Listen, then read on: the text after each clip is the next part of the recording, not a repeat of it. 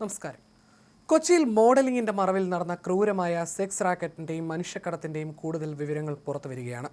Modelling രംഗത്ത് തിളങ്ങാൻ ആഗ്രഹിക്കുന്ന മലയാളി യുവതികളെ ആകർഷകമായ വാഗ്ദാനങ്ങൾ നൽകി കെണിയിൽ വീഴ്ത്തി വിദേശത്തേക്ക് കടത്തി ക്രൂരമായ ലൈംഗിക ചൂഷണത്തിനിരയാക്കുന്ന വൻ സംഘമാണ് പിടിയിലായത്. കേസിന്റെ മാസ്റ്റർ ബ്രെയിനും മുഖ്യപ്രതിയുമായ സിന്ധുവിനെ മുംബൈ വിമാനത്താവളത്തിൽ വെച്ച് പോലീസ് കസ്റ്റഡിയിലെടുത്തതോടെ കേസിൽ നിർണായകമായ പല തെളിവുകളും പുറത്തു വന്നു കഴിഞ്ഞു. മുംബൈയിൽ നിന്നും ഡൽഹിയിലേക്ക് കടക്കാൻ ശ്രമിക്കുന്നതിനിടയിലാണ് സിന്ധു പ്രത്യേക അന്വേഷണ സംഘത്തിന്റെ വലയിലാകുന്നത്. ഈ സംഘടിത കുറ്റകൃത്യത്തിന്റെ ക്രൂരത വെളിപ്പെടുത്തുന്ന വാട്സപ്പ് ചാറ്റുകളുടെ സ്ക്രീൻഷോട്ടുകളാണ് ഇപ്പോൾ പുറത്തു വന്നിട്ടുള്ളത്.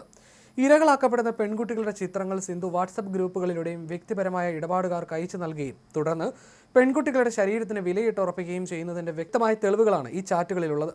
പണമിടപാടുകളെക്കുറിച്ചും രൂപയെക്കുറിച്ചും സിന്ധു നേരിട്ട് സംസാരിക്കുന്ന ഈ വിവരങ്ങൾ ഇരയായ യുവതി തന്നെ പോലീസിന് കൈമാറിയിട്ടുണ്ട്. ദിവസേന ലക്ഷക്കണക്കിന് രൂപയുടെ ഇടപാടുകളാണ് ഈ റാക്കറ്റിലൂടെ നടന്നിരുന്നതെന്ന് അന്വേഷണ സംഘം കണ്ടെത്തിയിട്ടുണ്ട്. ഓരോ തവണയും പെൺകുട്ടികളെ ലൈംഗിക ചൂഷണത്തിന് ഒത്താശ ചെയ്ത് കൊടുക്കുമ്പോൾ ഈ സംഘത്തിന് 25,000 രൂപ വരെ കമ്മീഷനായി ലഭിച്ചിരുന്നു. ദുബായിൽ ഫാഷൻ ഷോ ഉണ്ടെന്ന് വിശ്വസിപ്പിച്ചാണ് സിന്ധു മോഡലുകളെ കെണിയിൽ വീഴ്ത്തിയിരുന്നത്. ഒരു ഷോയ്ക്ക് 50,000 രൂപ പ്രതിഫലം, മോഡലിംഗ് പരിശീലനം, ആഡംബര ഹോട്ടലിലെ താമസം, വിനോദയാത്ര, വിദേശത്ത് ജോലി തുടങ്ങിയ മോഹന വാഗ്ദാനങ്ങൾ നൽകിയാണ് സിന്ധു യുവതികളെ പ്രലോഭിപ്പിച്ചത്. തുടർന്ന് സിന്ധു തന്നെ വിസയടക്കമുള്ള യാത്രാ സൗകര്യങ്ങൾ ഒരുക്കി ഇവരെ വിസിറ്റിംഗ് വിസയിൽ ദുബായിലെത്തിക്കും. ദുബായിലെത്തിച്ച ശേഷം ഇവരെ നേരെ ഹോട്ടൽ മുറികളിലേക്ക് മാറ്റുകയാണ് പതിവ്.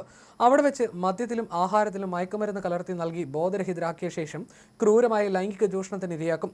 57 ദിവസത്തെ വിസിറ്റിംഗ് വിസയുടെ കാലാവധി തീരുന്നതോടെയാണ് ഇവരെ തിരികെ നാട്ടിലേക്ക് കയറ്റിവിടുന്നത്.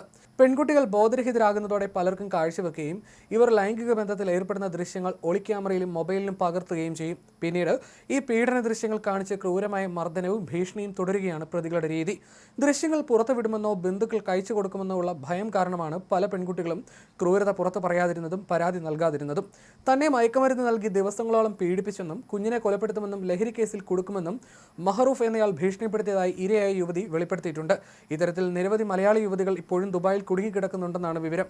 കേസിൽ ഇതുവരെ 3 പ്രതികളാണ് പോലീസ് പിടിയിലായിട്ടുള്ളത്. ദുബായിൽ ഇവന്റ് മാനേജ്മെന്റ് നടത്തുന്ന മുഖ്യപ്രതി സിന്ധു, തിരുവനന്തപുരം സ്വദേശി അലീന എബ്രഹാം, പൊന്നാനി സ്വദേശി മഞ്ജിമ എന്നിവരാണ് അറസ്റ്റിലായത്. ഇതിൽ അലീനയും മഞ്ജിമയും കോടതി റിമാൻഡ് ചെയ്തിട്ടുണ്ട്. പണം വാങ്ങിയതും വിദേശത്തേക്ക് പെൺകുട്ടികളെ കടത്തിയതും സിന്ധുവും അലീനയും ചേർന്നാണെന്നും വ്യക്തമായിട്ടുണ്ട്.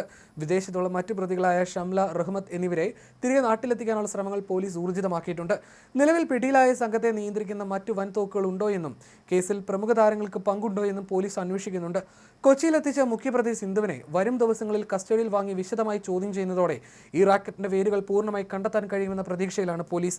ക്രൂരവും സംഘടിതവുമായ ഈ കുറ്റകൃത്യത്തെക്കുറിച്ച് സമഗ്രമായ അന്വേഷണത്തിന് ഉത്തരവിട്ടിട്ടുണ്ടെന്ന് Kochi city police commissioner Kaliraj Mahesh Kumar അറിയിച്ചു. ഇരകളെ ഉപയോഗിച്ച് സ്വർണ്ണക്കടത്ത് നടന്നതായി ഇതുവരെ വിവരമില്ലെങ്കിലും ഗുണ്ടാബന്ധങ്ങളെക്കുറിച്ച് വിശദമായ അന്വേഷണം നടക്കുന്നുണ്ട്. അന്താരാഷ്ട്ര തലത്തിലുള്ള പ്രതികളെ പിടികൂടാൻ പ്രത്യേക അന്വേഷണ സംഘം ഇന്റർപോളിന്റെ സഹായം തേടുമെന്നും പോലീസ് വ്യക്തമാക്കിയിട്ടുണ്ട്. അതേസമയം കേസിൽ അന്വേഷണം ശരിയായ രീതിയിലാണ് മുന്നോട്ട് പോകുന്നതെന്നും അതിൽ തൃപ്തിയുണ്ടെന്ന് വ്യക്തമാക്കിയ പരാതിക്കാരി തനിക്കെതിരെ സാമൂഹ്യ മാധ്യമങ്ങളിൽ നടക്കുന്ന വ്യാജ പ്രചാരണങ്ങളിലും ഭീഷണികളിലും കടുത്ത മാനസിക സമ്മർദ്ദമുണ്ടെന്നും ആശങ്ക പ്രകടിപ്പിച്ചു.